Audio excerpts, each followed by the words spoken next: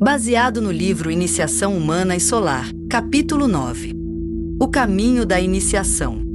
Esta é a parte 2 de 5 partes. Os comentários são de Michael Robbins. Comentário. O parágrafo acima é de grande importância. Aprendemos que muitas vidas podem ocorrer entre a primeira e a segunda iniciações. Não sabemos quantos. A analogia da vida do Mestre Jesus nos contaria cerca de 30 vidas, pois o batismo ocorreu em seu 30º ano. Seu ministério durou 3 anos, e ele foi crucificado, segundo a história que temos, em seu 33º ano. Se nós, para fins de argumentação, assumirmos uma vida entre a segunda e a terceira iniciação, uma vida entre a terceira e a quarta, e mais uma vida do quarto para o quinto, todas essas são suposições meramente convenientes. Então há 30 vezes mais vidas entre o ano 1 e o ano 30 do que há durante os intervalos entre as iniciações 2 e 3, ou 3 e 4. É claro que estamos lidando com números simbólicos e analógicos. Disseram-nos que não existe uma regra rígida e rápida a ser seguida no que diz respeito à rapidez com que a iniciação pode ocorrer. Se acreditarmos no que é dado neste parágrafo, e às vezes pode parecer chocante, aprenderemos que é possível passar pela segunda, terceira e quarta iniciação na mesma vida. O tibetano, como sempre, quer dizer o que ele diz, então temos que tentar entender como isso pode ser possível. A analogia da vida do Mestre Jesus nos diz, no mínimo, que a duração entre a primeira e a segunda iniciação é muito maior do que a duração entre a segunda e a quarta. O período entre as iniciações 1 e 2 pode ser de 30 vidas ou mais. Parece um período bastante longo. As evidências que podemos reunir indicam que é possível estar na fase de pequeno chelado por várias vidas, que talvez 2 vidas sejam suficientes para o Shela na luz, que alguns estiveram neste caminho do discipulado aceito, tecnicamente entendido, por muitas vidas. Há alguns alunos de DK que estão no caminho do discipulado aceito há pelo menos 2 ou 3 vidas. Também nos é dito o seguinte que relativiza o número de encarnações entre as iniciações. Tendo colhido o fruto da experiência acima indicada, segue-se um certo período em que os contos de experiência no uso das potências relacionadas se situam. Isto ocupa o interlúdio entre uma iniciação e outra. Isto pode abranger um período de muitas vidas ou ser relativamente curto. DK não sugere que ele esteja falando apenas do intervalo entre a primeira e a segunda iniciações. Podemos ver pelo exposto que, certamente, haveria um mínimo de talvez 7, 8 ou 9 vidas entre a primeira e a segunda iniciações.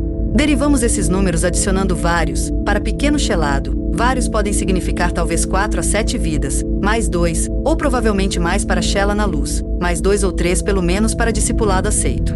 Na verdade, vimos que o caminho do discipulado aceito pode durar muitas vidas. A matemática é inexata, e tenho certeza de que o mestre DK pretende que continue assim, já que o fator do livre-arbítrio entra e nega a possibilidade de uma fórmula invariável. Que a duração do estágio do discipulado aceito varia é dada a seguir. Basta dizer que à medida que o termo de discípulo aceito progride, e varia em diferentes casos, o discípulo avança cada vez mais perto do coração do grupo, e encontra seu próprio lugar e atividade funcional nessa pessoa jurídica. Um Shela no fio, o 4º estágio do discipulado, deve ter sido um discípulo aceito por mais de uma vida. Pode-se argumentar que um discípulo não pode estar no fio até que o Antakarana seja construído, geralmente perto ou logo após o 2º grau, mesmo que o fio aqui mencionado não seja exatamente o mesmo que o Antakarana.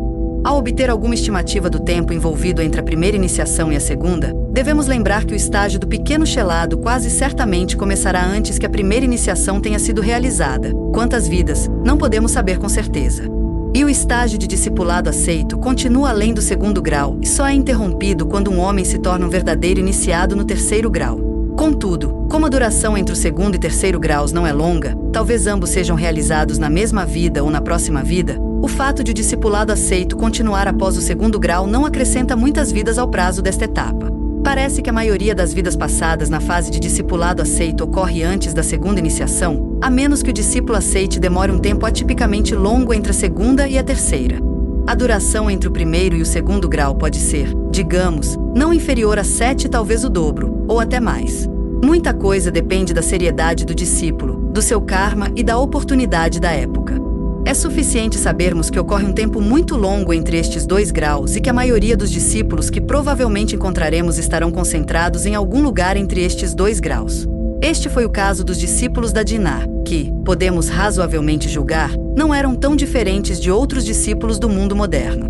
Talvez, na verdade, eles fossem um pouco mais avançados que a média, já que DK os escolheu para instrução especial.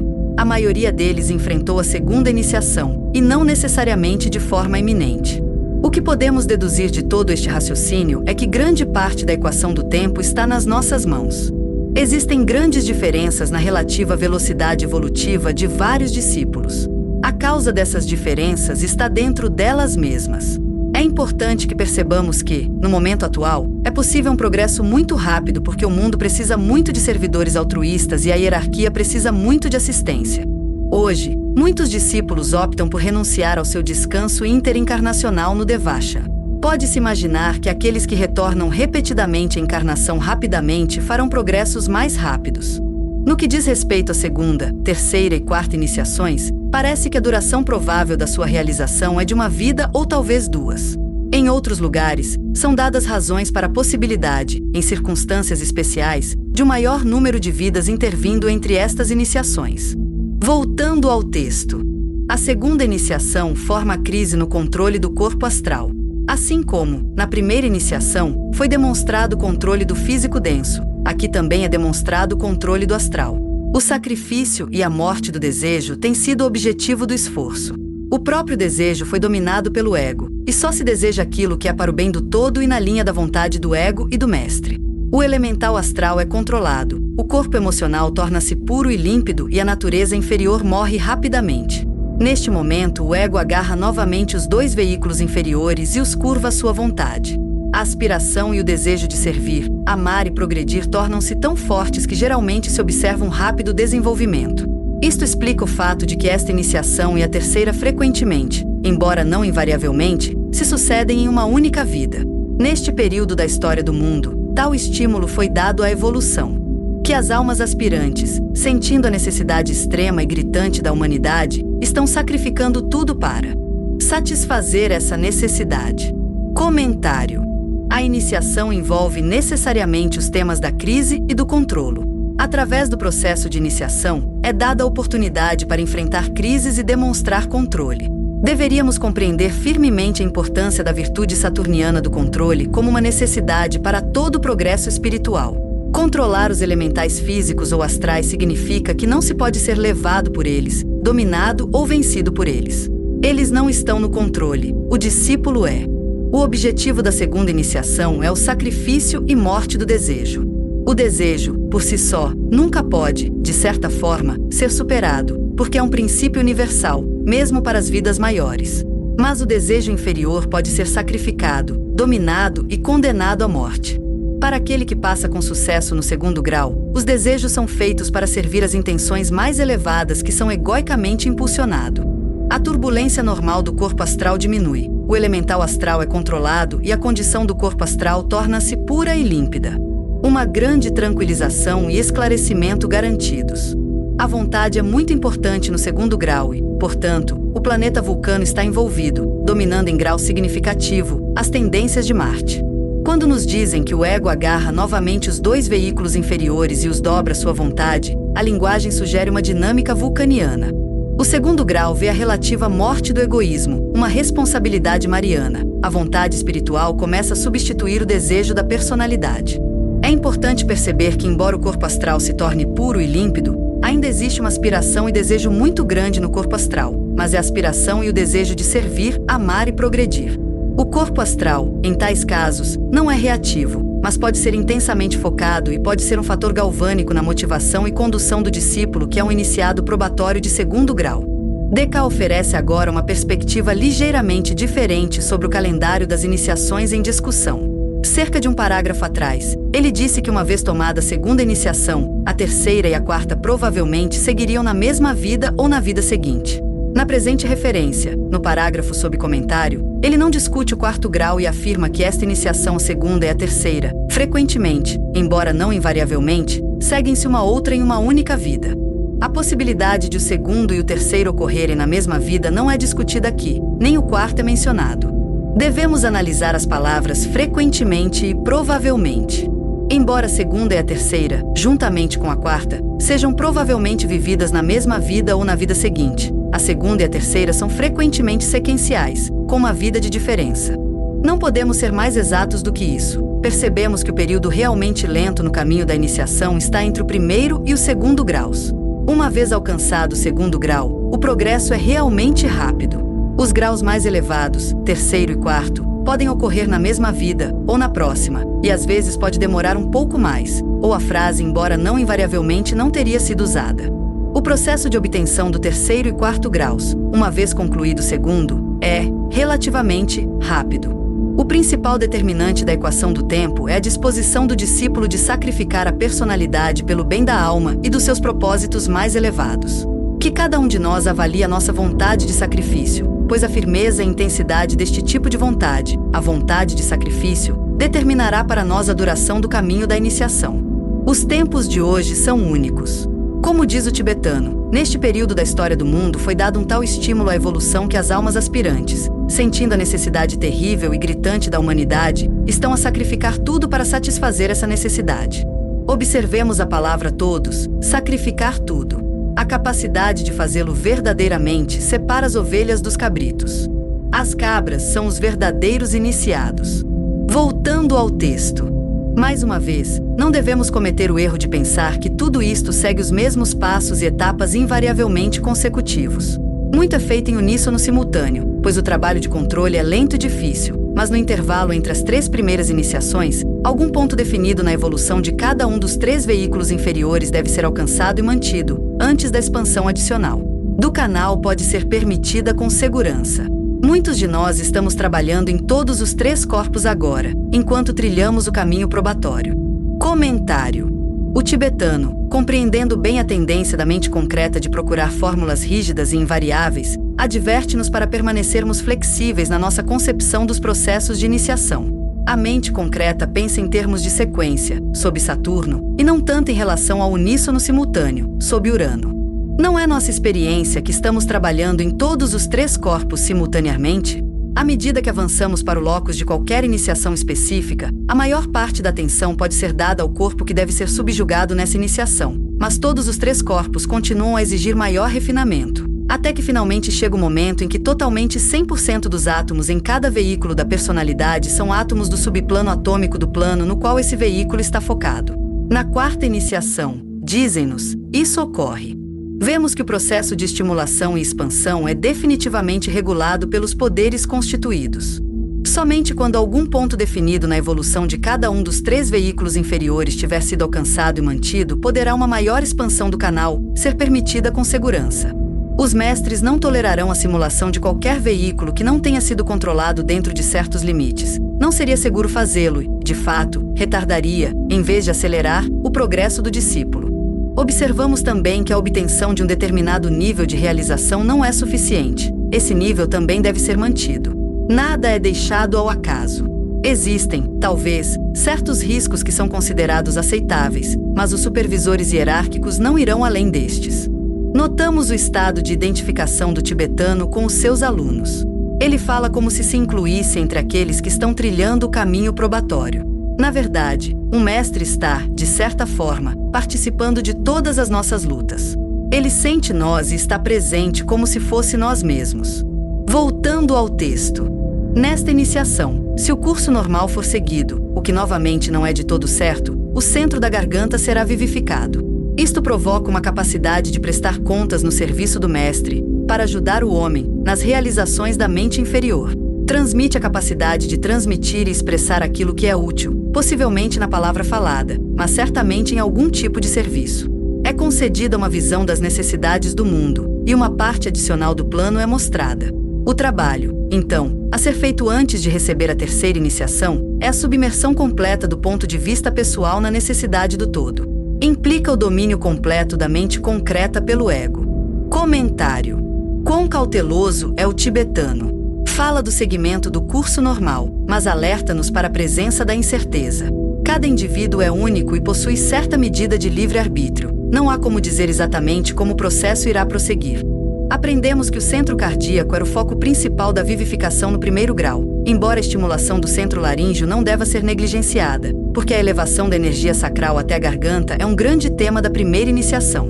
No 2º grau, é o centro da garganta que normalmente é estimulado, mas, novamente, o centro do coração não deve ser negligenciado, porque mudanças importantes no corpo astral ocorrerão à medida que a energia do plexo solar for elevada ao coração. Podemos ver, então, que a estimulação do coração e da garganta é uma característica de ambas as iniciações, a primeira e a segunda.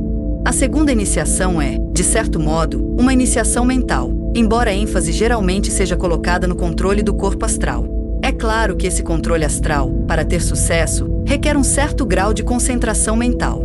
No segundo grau, o discípulo demonstra uma mente iluminada e inteligência espiritual. Confronte com Diná, segunda 267. Podemos ver a sobreposição nestes processos de iniciação, não podemos? Embora o primeiro grau se concentrasse muito na realização de disciplinas físicas, o coração era estimulado para que o controle astral pudesse ser gradualmente instituído. O segundo grau tem como tema principal o controle emocional, mas a mente inferior também é o foco. A iluminação e a inteligência espiritual são ambas necessárias na preparação para o terceiro grau, o que pode ocorrer na mesma vida em que o segundo grau é obtido ou na próxima. Cada iniciação dota o discípulo de um estímulo específico suficiente para iniciar o currículo que o levará à próxima iniciação. No segundo grau, então, a inteligência que opera através do centro laríngeo é voltada para prestar contas no serviço do mestre e para ajudar o homem. O centro laríngeo está relacionado com a capacidade de falar de maneira útil, se não falar, pelo menos servir. O aspecto da atividade da divindade está envolvido, e o discípulo pode planejar inteligentemente a maneira pela qual irá cooperar com os grandes seres em nome da humanidade. É significativo que a terceira lei da alma seja a lei do serviço. O terceiro raio está sempre relacionado com atividade, seja através do centro laríngeo e no reino do pensamento ou simplesmente no plano físico. Através do centro da garganta, os pensamentos são formados. Esta formação deve, naturalmente, ser guiada pelo coração que foi fortalecido através da meditação e dos processos de iniciação. Um centro laríngeo que serve o plano está sob a influência do centro cardíaco, que está diretamente conectado à alma. Os números 3 e 6 estão relacionados. 6, relacionado a Sagitário, é um número de visão. O terceiro raio atua através do centro laríngeo, que é estimulado nesta segunda iniciação, período em que o discípulo está frequentemente sob a influência do sexto raio. 2, 3 são 6. Podemos ver como estes dois raios, 3 e 6, estão relacionados e por que o são especialmente no segundo grau. E, será que poderíamos compreender isso, novamente no sexto? A visão vem especialmente através do centro ajna, planejamento inteligente através do centro da garganta. No segundo grau começa uma aliança entre estes dois centros, que culmina, relativamente, no terceiro grau com seu foco central ajna pontiagudo. Recebemos informações importantes sobre o trabalho a ser feito entre a segunda e a terceira iniciações, a submersão completa do ponto de vista pessoal na necessidade do todo. Esta é uma disciplina muito importante. Por que muito? Do que pode vir do corpo causal e ser expresso através da personalidade, e que pode, portanto, ser considerado pessoal num sentido elevado, é certamente de valor. No entanto, estarão tais tendências necessariamente correlacionadas com a necessidade do todo? Podemos perceber que a impessoalidade é uma conquista grande e necessária entre o segundo e o terceiro graus. O Antakarana é um instrumento que leva ao desenvolvimento da impessoalidade porque o reino da tríade espiritual, ao qual o Antakarana conduz, é impessoal, isto é, as diretrizes que dela emanam não são baseadas nos conteúdos do corpo causal. Ouvimos frequentemente que a mente concreta será dominada pelo ego no terceiro grau. O que isso realmente significa? Certamente, pelo menos, as formas pensamento criadas pela mente concreta são promotoras da intenção egóica. São formas pensamento iluminadas que não obstruem o plano, mas servem como veículos para o seu cumprimento. No nível do terceiro grau, a mente inferior não cria formas pensamento inconstantes, formas pensamento ociosas. Funciona sob a marca do propósito. O pensamento é considerado uma potência a ser dedicada ao bem de todo o avanço do plano de Deus. O raio mental é subserviente ao raio egóico, que, lembremo-nos, é uma espécie de raio mental superior, pois o lótus egóico está focado nos subplanos mentais superiores. O discípulo sabe manter a mente firme na luz e criar formas pensamento enriquecidas pelo ego e fecundadas pela intuição. As principais tendências criadoras de ilusões da mente concreta são superadas. Voltando ao texto. As duas iniciações seguintes. Após a segunda iniciação, o ensinamento sobe um plano. O iniciado aprende a controlar seu veículo mental. Ele desenvolve a capacidade de manipular a matéria do pensamento e aprende as leis da construção do pensamento criativo. Ele funciona livremente nos 4 subplanos inferiores do plano mental. E antes da terceira iniciação ele deve, consciente ou inconscientemente, ser mestre completo dos 4 subplanos inferiores nos 3 planos dos 3 mundos. Seu conhecimento do microcosmo torna-se profundo, e ele domina teórica e praticamente, em grande medida, as leis de sua própria natureza, daí sua capacidade de dominar experimentalmente os 4 subplanos inferiores dos planos físico, astral e mental. O último fato é interessante. O controle dos 3 subplanos superiores ainda não está completo, e aqui está uma das explicações quanto às falhas e erros dos iniciados. O seu domínio da matéria nos 3 subplanos superiores ainda não é perfeito, estes ainda precisam ser dominados. Comentário. DK descreve o trabalho técnico que se segue ao 2º grau e que antecipa o 3º. Este trabalho que segue o 2º grau ocorre no plano mental, em vez de focar proeminentemente no astral. O veículo mental deve ser controlado, a matéria do pensamento deve ser manipulada e certas leis devem ser aprendidas, as leis da construção criativa do pensamento. O pensamento deve ser mantido em foco, a tendência de criar formas-pensamento deve ser subjugada, exceto quando desejada. A matéria do pensamento deve ser organizada e reorganizada de forma inteligente. A disposição e rearranjo das palavras no processo de escrita faz parte deste processo. E, também, o processo mágico branco deve ser aplicado à mente.